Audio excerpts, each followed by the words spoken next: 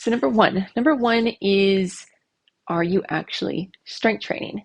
And this kind of seems like a duh, but a lot of times people don't think about the input they need to get over different technical bits, the different input they need to actually put more force through your pedal stroke to change the trajectory of how you're riding. And this comes into, can you actually input that amount of force? Can you actually have that much power there? And strength training is one of the best ways to form more power through your legs, through your body.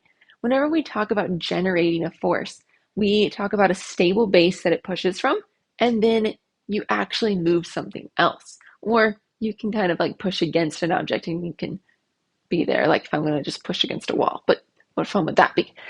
On our bike, we form our power from our core specifically first. This is our stable base that we are pushing from.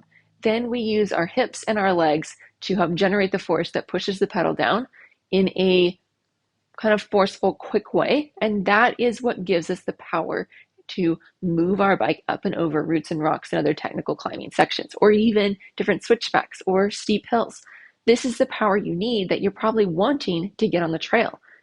Well, actually doing some strength training, it doesn't have to be like hours you spend in the gym, but knowing how to use the mechanics, understand the movement patterns to then be generating that force, it takes some time off the bike to work on these muscles to help you have the best outcome possible. Number two, kind of number one was like a duh, like strength train. Number two is practice hard things. And this also kind of seems like a duh, but it's something that we don't tend to get off and we don't tend to do. Sessioning things of going back up and sessioning down the trail of whenever you want to be technically more savvy and more confident. Technically savvy also when it comes to climbing. Have you gotten off and re-rode a section that you had issues with actually climbing? Have you gotten off and tried it again and again? Trying it 3 or 4 times in each ride that you're missing or you're not able to do can really change your ability to generate power in that.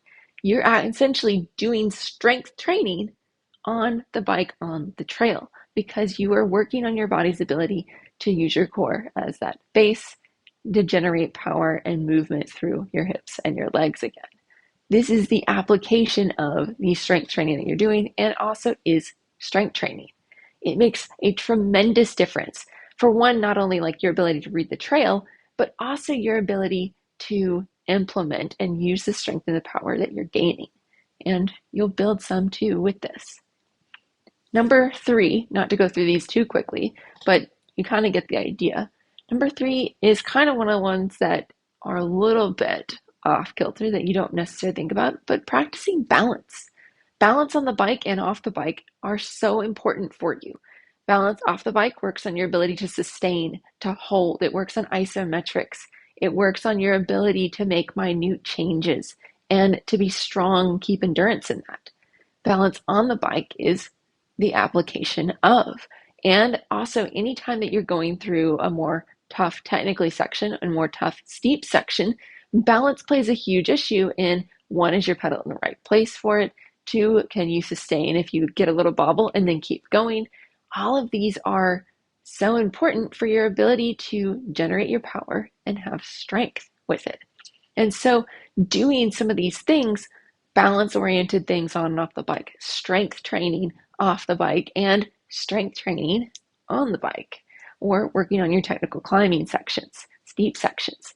These are the points that will dramatically help you whenever you're doing these different sections of trails that you have difficulty with, that you want to gain more power and want to gain more strength with.